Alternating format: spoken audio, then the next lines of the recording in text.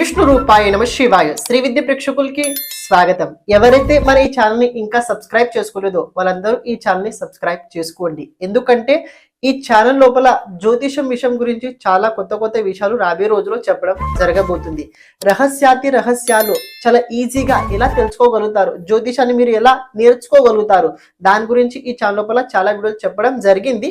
ఇక రాబోయే రోజుల్లో కూడా చాలా చెప్పడం జరగబోతుంది. కాబట్టి తప్పకుండా ఈ ఛానల్ సబ్స్క్రైబ్ చేసుకోండి. అలాగే ఇన్స్టాగ్రామ్ ఛానల్ కూడా ఫాలో అవ్వడానికి ప్రయత్నించండి. ఇన్స్టాగ్రామ్ ఛానల్ లోపల డైలీ ఫలితాలతో పాటు డైలీ పరిహారాల గురించి కూడా చెప్పడం జరగబోతుంది. కాబట్టి మీకు ఈజీ అవ్వడానికి ఇన్స్టాగ్రామ్ ఛానల్ లోపల పిక్చర్తో పాటు అంటే ఎలా చేయాలి విధి ఆ రకంగా కూడా దాని అనుసారంగా ఇన్స్టాగ్రామ్ ఛానల్ లోపల పోస్ట్ చేయడం జరగబోతుంది. అక్కడ కూడా తప్పకుండా ఫాలో అవడానికి ప్రయత్నించండి. శ్రీ విష్ణు రూపాయ నమ శివాయ శ్రీ విద్య ప్రేక్షకులకి ఈరోజు స్వాగతం. ఈరోజు మనము కన్యా రాశి వారికి జూలై టు డిసెంబర్ ఫైనాన్షియల్ రాశి ఫలాలు ఎలా ఉండబోతున్నాయి మనం ఇప్పుడు తెలుసుకోబోతున్నాము. అంటే ఫైనాన్షియల్ కండిషన్ ఎలా ఉండబోతుంది ఇప్పుడు మనం తెలుసుకోబోతున్నాము. అందులో 3 పాయింట్ లోపల వివేచన చేయబోతున్నాను. అని ఇవి ఏవైతే నేను చెప్పబోతున్నానో, మీకు ఏదైతే విషయం చెప్పబోతున్నానో ఇది గోచర గ్రహస్థితి ఆధారంగా అయితే ఉండబోతుంది. ఇది గోచరంలో గ్రహస్థితి ఆధారంగా అయితే ఉండబోతుంది కన్యా రాశి వారికి. ఒకవేళ మీ జాతకంలో దశ అంతర్దశ గ్రహస్థితి కనుక సరిగ్గా లేకపోయినట్లయితే, కాస్త ఇబ్బందికరంగా ఉన్నట్లయితే అది కాస్త ఇబ్బందికరంగానే ఉండి తీరుద్ది. జాతకంలో కనుక దశ అంతర్దశ చాలా బాగున్నట్లయితే అంత దిగులు పడాల్సిన అవసరం అయితే అస్సలు లేదు.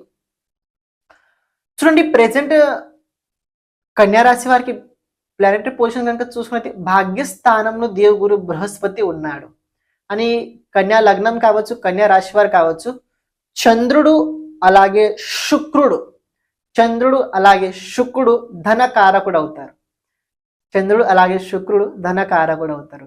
ఇక్కడ కన్యా రాశి వారు ప్రత్యేకంగా చిన్న ఫార్ములా చెప్తాను. మీరు ఎప్పుడు లైఫ్ లోపల కూడా ఏదైనా మీకు ఇబ్బంది వస్తే మీరు ఈ ఫార్ములాను ఉపయోగించండి.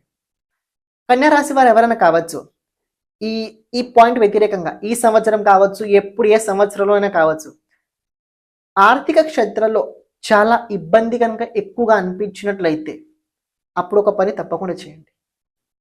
మీ ఇంట్లో మీ ఆవిడ కావచ్చు, మీ ఇంట్లో మీ అమ్మగారు కావచ్చు, వాళ్ళకి మీ సమస్య చెప్పండి. వాళ్ళకి మీ సమస్య చెప్పుకోండి. వాళ్ళు ఏదైతే మీకు చెప్తారో అది చేయండి. వాళ్ళు మీకు ఏదైతే చెప్తారో అది చేయండి. బ్లైండ్గా చేయండి. దానిపైన ఎలాంటి రకమైన తర్కాన్ని ఉపయోగించకండి. బ్లైండ్గా చేయండి. బ్లైండ్గా కళ్ళు మూసుకుని వాళ్ళు ఏదని చెప్పినా దాన్ని పాటించండి. చేసి చూడండి, మీకు అర్థం అవుద్ది. నేను దీనికి ఇంత పర్సెంటేజ్ అంత పర్సెంటేజ్ అని చెప్పాను, చేసి చూడండి.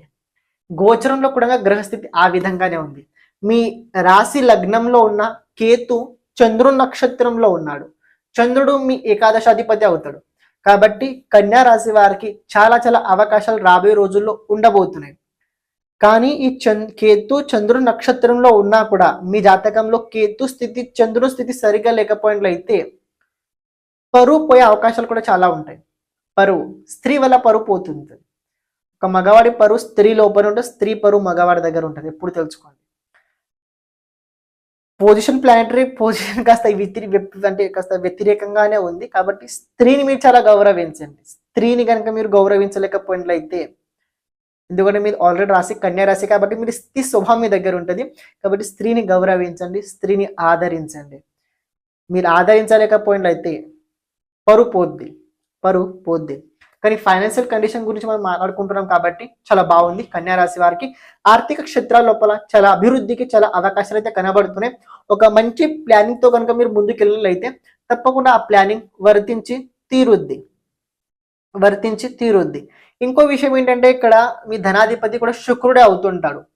శుక్రుడు అలాగే చంద్రుని స్థితి మీరు ఎప్పుడైనా గమనించినట్లయితే ఇద్దరు జలతత్వ కారకులు. శుక్రుడు జలతత్వ కారకుడు, చంద్రుడు కూడా జలతత్వ కారకుడు.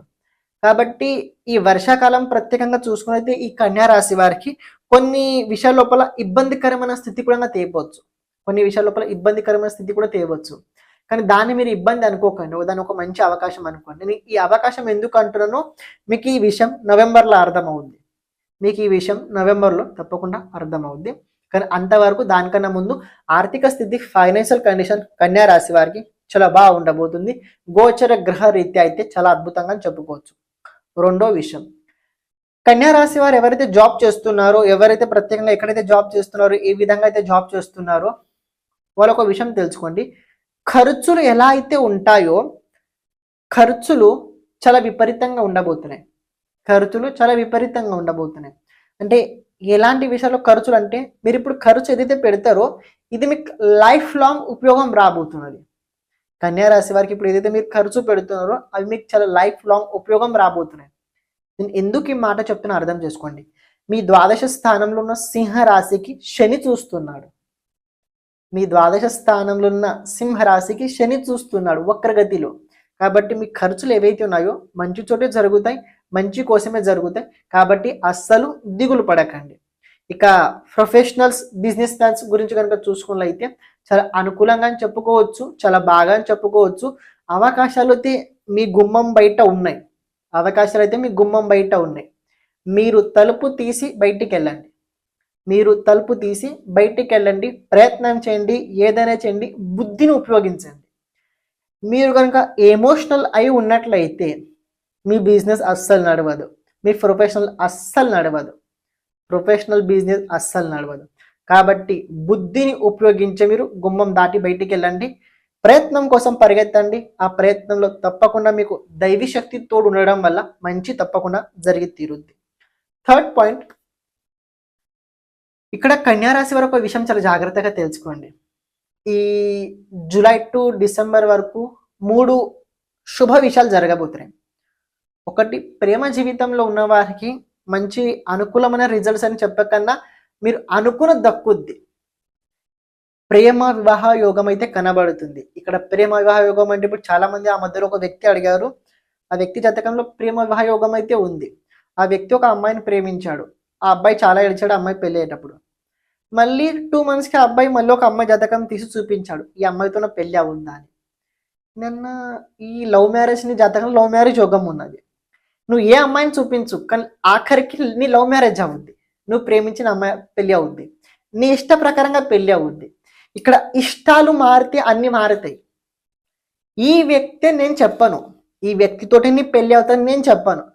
కొన్ని క్యారెక్టరిస్టిక్ నేను చెప్పగలుగుతాను, ఎలాంటి అమ్మాయితో పెళ్ళి అవుద్ది, కానీ ఈ అమ్మాయితోటి పెళ్ళి అవుతాను ఎవరు చెప్పరు, ఎందుకంటే మన ఇష్టం ఎప్పుడు మారుతూ ఉంటుంటుంది, తెలుసుకోండి ఇది. రెండోది, సంతాన యోగం కూడా చాలా ప్రబలంగా కనబడుతుంది. మూడోది, ఆర్థిక క్షేత్రాల లోపల ఇరికిపోయిన డబ్బులు ఉన్నట్లయితే పోలీస్ కేసు, కోర్టు కేసు ద్వారా మీకు అందులో విజయం తప్పకుండా లభించి తీరుద్ది. పరిహారం చేయాల్సిన అవసరం తప్పకుండా ఉంది మీకు. ప్రతి శనివారం అలాగే మంగళవారం రోజున పేదవాళ్ళకి, ప్రత్యేకంగా పేదవాళ్ళకి ఏదైనా తీపి పదార్థం పంచండి. శనివారం రోజున ఛాయదానం తప్పకుండా చేయండి. అబద్ధాన్ని అస్సలు మాట్లాడకండి. కేతు రాశిలో చంద్రుడి నక్షత్రంలో నాడు మీరు ఎంత కేర్ఫుల్గా, ఎంత మీరు అంటే ఒక మాట ఉంది, సమర్పణతోటి పని చేస్తారు, ఎంత మీరు సరెండర్ అయి పని చేస్తారో అంత లాభాలు మీకు తప్పకుండా జరిగి తీరుద్ది. శ్రీమాత్రే నమః.